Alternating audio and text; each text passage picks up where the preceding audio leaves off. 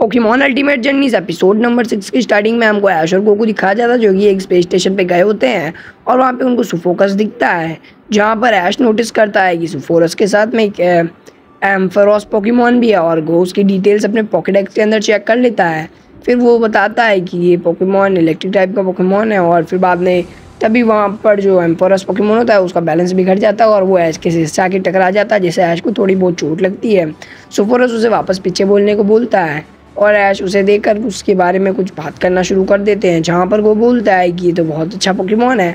और ये काफ़ी मस्त भी है। तभी सुफोरस बोलता है कि तुमसे मिलकर अच्छा लगा और वो बंदा तुम्हारे से मैच करने की बात कर रहा था, तुम्हारा राबूट कहाँ है। तभी वो अपने पोकेबॉल को बाहर बुलाता है और अपने पोकेमॉन को बाहर निकाल देता है जो कि सिंड्रेस होता है। वो बोलता है कि मेरा राबूट सिंड्रेस में इवॉल्व हो गया। तभी जो सिंड्रेस होता है वो उसे देखकर बहुत ज़्यादा खुश हो जाता है और वो लोग बात करने लगते हैं। फिर हम स्पेस स्टेशन को देखते हैं जहाँ पर एक ऐश आईने के सामने मुंह को चिपकाए हुए कुछ कर रहा था और ऐश बोलता है कि वाह ये अमेजिंग है और वो किसी चीज़ को देख रहा था, जहाँ पर गो और एम्फोरस बात कर रहे होते हैं कि ये एक मिशन है जो कि हमने स्पेस में भेजा था और हमको इसे वापस नीचे लेके आना है। और फिर इधर वापस देखते हैं जहाँ पर बहुत सारी मशीन्स पड़ी हुई थी और वो बोलते हैं कि हम लोग अभी हमारे टैलोन फ्लेम मिशन पे काम कर रहे हैं जिसे हमें वापस रिटर्न लाना है। फिर वो एक दरवाजे के सामने आते हैं और वो दरवाज़ा ऑटोमेटिक खुल जाता है और ये लोग बड़ी शान से आगे चल रहे थे और ये सारी मशीन्स को चलते हुए देख रहे थे। फिर हम आगे देखते हैं जहाँ पर ऐश को अपना इंट्रोडक्शन देते हैं और वो जो बंदा होता है वो भी अपना इंट्रोडक्शन देता है जिसका नाम एलरी होता है और ये लोग फिर बात करना शुरू कर देते हैं, जहाँ पर वो बताता है कि हम लोगों को एम्फरोस की मदद चाहिए होगी टैलोन फ्लेम को नीचे लाने के लिए। तभी ऐश कुछ अजीब सी चीज़ सोचने लगता है और वो बोलता है कि स्पेस के अंदर टैलोन फ्लेम भी है तो बहुत अच्छी बात है। तभी गो से बताता है कि वो एक मशीन है ना कि पोकेमॉन। फिर हम आगे देखते हैं जहाँ पर जो एलरी है वो बताता है कि हमें टैलोन फ्लेम को नीचे लाने के लिए स्पेस सेंटर की मदद करनी होगी और हम अकेले ऐसे नहीं हैं, हम लोगों को 3-3 स्पेस सेंटर की मदद लेनी होगी। और वो कुछ पुराने मिशंस की फ़ोटो दिखाते हैं जहाँ पर जो टैलोन फ्लेम है वो स्पेस के अंदर है और वहाँ पर हम अगली सीन में देखते हैं जो कि देखने को मिलता है कि एम्पेरोस की जो लाइट्स होती हैं उसकी जो पूंछ है उससे एक लाइट निकलती है जो कि टैलोन फ्लेम को वापस अर्थ पे लाने के लिए काम आएगी। वो लोग अर्थ से एक रेडिएशन भेजेंगे उसी लाइट वाली जो कि टैलोन फ्लेम से टकराएगी और टैलोन फ्लेम से टकराने के बाद टैलोन फ्लेम उससे अट्रैक्ट होकर उसके साथ साथ नीचे आना शुरू कर देगा और इस तरह वो टैलोन फ्लेम को नीचे लेके आएंगे। तभी वो बोलता है कि तो बहुत अच्छी बात है लेकिन आप इसे कैसे करेंगे, उसकी लाइट इतनी पावरफुल थोड़ी होती है कि वो वहाँ तक जा पाए। तभी हम वहाँ पर देखते हैं वो अलग अलग स्पेस स्टेशन की फ़ोटो दिखाकर बोलते हैं कि हम लोग एक के साथ मदद नहीं करने वाले हैं, हम लोगों के पास 4-4 स्पेस स्टेशन है जिससे हम उसे नीचे लेके आएंगे। और फिर जो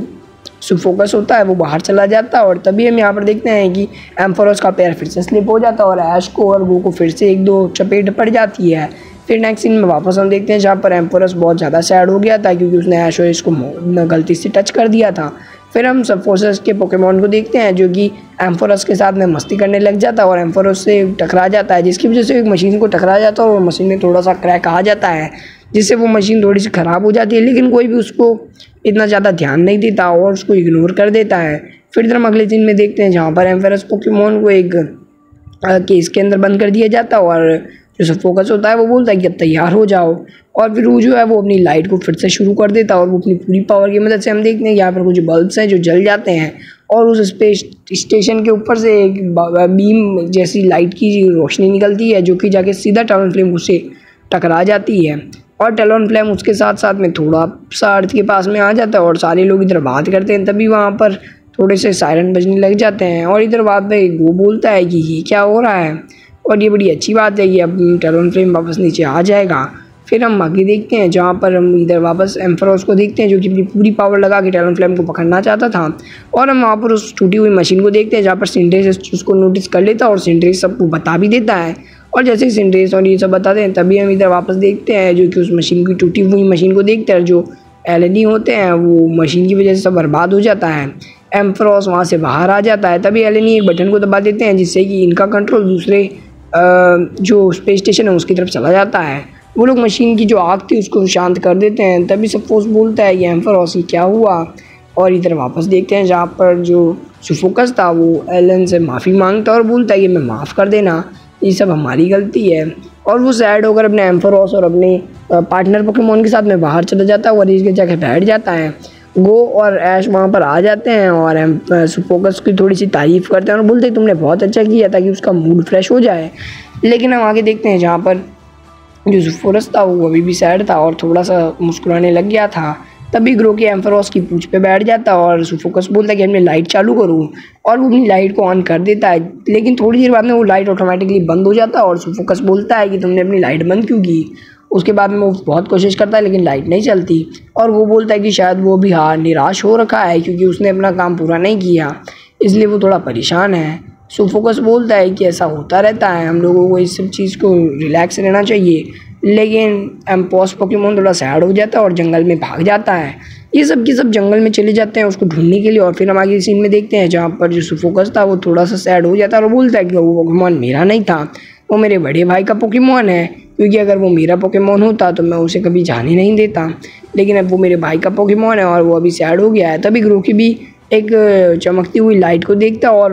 हम सब उसको नोटिस करते हैं। तभी ऐश बोलते हैं कोई बात नहीं है, हम एम्फरोस को ढूंढ लेंगे, तुम चिंता मत करो, जब तक मैं हूँ तब तक उससे तुम कुछ नहीं होगा। ज़ूफोरस थोड़ा सा खुश हो जाता है और हम यहाँ पर ग्रोकी को देखते हैं जो कि वहाँ से गायब था, और हम वापस ग्रोकी को सीन में देखते हैं जहाँ पर ग्रोकी उस लाइट के पीछे पीछे चला गया था उस लाइट को पकड़ने,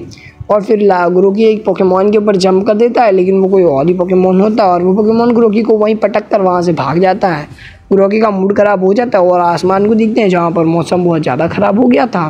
फिर हम अगले सीन में देखते हैं जहाँ पर वो सबके सब एम्फरोस पोकेमोन को ढूंढ रहे होते हैं और सिंड्रेस को कुछ दिखता है, तो सिंड्रेस इन सबको वहाँ पर बुला लेता है और हमें देखने को मिलता है कि जो एम्फरोस पोकेमोन है वो एक चट्टान के पीछे बैठा हुआ है। तभी वो हम एम्फरोस को ढूंढ लेते हैं और एम्फरोस थोड़ा सा सैड होता है। तभी वो नोटिस करता है कि ग्रोकी वहाँ से गायब है और हमें ग्रोकी को ढूंढने के लिए एक लाइट का इस्तेमाल करना चाहिए ताकि ग्रोकी यहाँ पर आ जाए। और फिर वहाँ पर जो है अपना जो ऐश होता है वो पिकाचू को बोलता है कि पिकाचू थंडरबोल्ट का इस्तेमाल करो। पिकाचू थंडरबोल्ट का इस्तेमाल करता है लेकिन वो बहुत कम था, और फिर जो सरफोस होता है वो बोलता है कि एम्फरोस ही काम कर सकता है, और वो एम्फरोस को मोटिवेट करते हैं कि एम्फरोस क्या तुम हमारी मदद करोगे, हमारा ग्रोकी घूम चुका है और हम उसे ढूंढना है, अगर तुम अपनी लाइट का इस्तेमाल करोगे तो ग्रोकी यहाँ पर अट्रैक्ट होकर आ जाए। फिर हम एम्फरोस को देखते हैं जो कि अभी भी कुछ सोच रहा था, और ज़ूफोरस उसे थोड़ा सा मोटिवेट करता है और अपनी ज़िंदगी के बारे में कुछ बताता है, जिससे वो मोटिवेट होकर अपनी लाइट ऑन कर देता है। और वो लाइट जैसे ही ऑन करता है वहाँ पर हम देखते हैं कि गो और ऐश खुश हो जाते हैं और वो लाइट अपनी पूरी पावर के साथ में और तेज़ी से ऑन करता है, और वहाँ पर एक लाइट हो बन जाती है जिसे अपना ग्रोकी देख लेता है और ग्रोकी उस तरफ अट्रैक्ट होकर चला जाता है। ग्रोकी उधर चला जाता है और गो उसे देखकर खुश हो जाता है, और जैसे ही हम यहाँ पर अगले सीन में देखते हैं गो आगे बढ़ता है ग्रोकी को पकड़ने के लिए, लेकिन ग्रोकी उसके मुंह पे बैठ जाता है, लेकिन फिर भी गो बहुत ज़्यादा खुश होता है और गो उसे हाथ में ले लेता है। फिर हम इधर अगले सीन में देखते हैं जहाँ पर गो एम्फरोस को थैंक्स बोलता है और ज़ूफोरस बोलता है कि अब चलो वापस ट्राई करते हैं,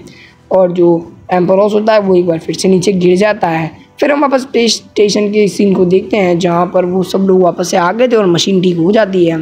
तभी एलन बोलते हैं कि मशीन अब ठीक हो चुकी है, अब हम फिर से ट्राई कर सकते हैं, और ऐश बोलता है कि अब चलो तैयार हो जाएं और अब हम लोगों को अपनी पूरी पावर लगानी होगी। इधर हम अगले सीन में देखते हैं जहाँ पर जो बाकी के स्पेस स्टेशन है उनकी लाइट्स वहाँ पर टकराई हुई हैं, लेकिन वहाँ पर एक मीटियोर की वजह से वो लाइट वहाँ से हट जाती है और उनका बैलेंस बिगड़ जाता है, जिससे कि जो टैलोनफ्लेम है वो दूर जा रहा था। फिर वहाँ पर प्रोफेसर बोलते हैं कि अब हमें पूरी पावर के साथ में उस लाइट को कंट्रोल करना होगा, वरना एम्फरोस जो टैलोनफ्लेम है वो पूरी तरह से बर्बाद हो जाएगा। तभी हम इधर ज़ूफोरस को देखते हैं जो कि अपनी जेब से पिकाचू जैसी कोई चीज़ को निकालता है, उसे ऑन करता है जिससे कंप्यूटर का होलोग्राम बन जाता है, और वो उस कंप्यूटर के अंदर कुछ बोलता है और बोलता है कि मेरे पास एक प्लान है, और वो लोग उस प्लान के ऊपर अमल करना शुरू कर देते हैं और वो सब उस जो प्लान था उसके हिसाब से काम करना शुरू कर देते हैं। तभी वो सब अपने कंप्यूटर सेटिंग्स को बिल्कुल उसी तरह से सेट कर देते हैं और फिर वो तैयार हो जाते हैं। वो चारों के चारों स्पेस स्टेशन से एक साथ कनेक्ट होकर साथ में ही एक बीम को लॉन्च करना चाहते थे जो कि टैलोनफ्लेम के साथ टकराए और टैलोनफ्लेम यहाँ पर अट्रैक्ट होकर नीचे आ जाए। तभी वहाँ पर वो बोलता है कि हम भी इसमें आपकी मदद करना चाहते हैं कि हम भी टैलोनफ्लेम को नीचे लाने में आपकी बहुत ज़्यादा मदद कर पाएंगे। तभी हम यहाँ पर ज़ूफोरस को देखते हैं जहाँ पर वो बोलता है कि अब सब तैयार है, अब हमें लाइट को जल्दी भेजना होगा। वो खड़ा होकर चिल्लाता है एम्फरोस अभी तैयार हो जाओ, और एम्फरोस भी बिल्कुल तैयार हो जाता है और एम्फरोस अपनी लाइट का इस्तेमाल कर देता है जो कि बादलों को चीरते हुए आसमान में चली जाती है। लेकिन फिर वहाँ का एक आदमी बोलता है कि ये लाइट हमारे लिए बहुत कम है क्योंकि बादल की वजह से लाइट बहुत ज़्यादा अब्जॉर्ब हो रही है बादलों में, इसलिए हमें और पावर की ज़रूरत होगी। तभी को बोलते कि ऐसा क्यों, क्योंकि बादल हो रहे हैं। और तभी हम यहाँ पर ज़ूफोरस को देखते हैं जो कि अपनी पूरी पावर लगाने को फिर से बोलते हैं एम्फरोस को, और एम्फरोस भी अपनी पूरी पावर लगा देता है जितनी हो उतनी। तभी ऐश बोलता है कि पिकाचू तुम भी तैयार हो जाओ, थंडरबोल्ट का इस्तेमाल करो। पिकाचू भी जंप करता है और थंडरबोल्ट अटैक इस्तेमाल करने के लिए तैयार हो जाता है। पिकाचू थंडरबोल्ट का इस्तेमाल कर देता है और जो फोकस का पोकेमॉन होता है वो भी तभी जो गो होता है वो भी अपने राइचू को पोकेबॉल से बाहर बुलाता है और उसे भी थंडरबोल्ट इस्तेमाल करने को बोलता है और वो भी उस अटैक को इस्तेमाल कर देता है। सबके सब अपने अपने अटैक्स को यूज़ कर देते हैं और फिर हम बाहर का सीन देखते हैं जहाँ पर स्पेस स्टेशन के बाहर एक बहुत ही डेंजर वाली रेड लाइट आ गई थी जो कि एम्फरोस पोकेमॉन के जैसी थी और वो बादलों को चीरते हुए बादलों को हटाते हुए सीधा जाके टैलनफ्लेम से टकरा जाती है और टैलनफ्लेम उस लाइट के साथ साथ में अर्थ के एटमॉस्फेयर के अंदर आ गया था और फिर बाकी सारे लोग जो है वहाँ पे खुश हो जाते हैं। फिर बस लास्ट में उन लोगों को देखना था कि वो नीचे कैसे आता है। वो नीचे आते आते पूरी तरह से जल गया था और बहुत ही ज़्यादा आग लग गई थी उसमें। फिर इधर हम देखते हैं जहाँ पर बहुत सारे लोग उसको देखने के लिए बाहर खड़े हुए हैं और हम अलग अलग स्पेस स्टेशन के अलग अलग एम्फरोस के ट्रेनर्स को देखते हैं जो कि उसे गिरते हुए नीचे देख रहे थे और कुछ बात भी कर रहे थे। टैलनफ्लेम एक मीटियोर की तरह ज़मीन की तरफ बहुत ही तेज़ी के साथ में आ रहा था और फिर हम इधर देखते हैं कि उसका पैराशूट ओपन हो जाता है और एक बॉक्स उसके साइड में बन जाता है और वो बॉक्स के साथ में सेफली नीचे लैंड हो जाता है लाइक चंद्रयान 3। फिर हम नेक्स्ट सीन में यहाँ पर देखते हैं कि वो नीचे जैसे ही लैंड होता है सब लोग खुश हो जाते हैं और सब फोकस की तारीफ़ करते हैं और जो अपना एम्फरोस पोकेमॉन होता है वो भी थोड़ा सा थक गया था और पिकाचू भी और ये सारे पोकेमॉन थक जाते हैं। तभी हम वहाँ पर देखते हैं मौसम साफ़ हो जाता है और सुबह भी हो जाती है जहाँ पर पिकाचू और सुफोरस का पार्टनर पोकेमॉन एक दूसरे के साथ इलेक्ट्रिसिटी से बात कर रहे थे और वो सुफोरस और ऐश ये भी कुछ बात कर रहे थे और फिर वो और ऐश वहाँ से चले जाते हैं। ये एपिसोड यहीं पर एंड हो जाता है। वीडियो को लाइक कर देना, चैनल को सब्सक्राइब कर देना। मिलता हूँ आपसे किसी और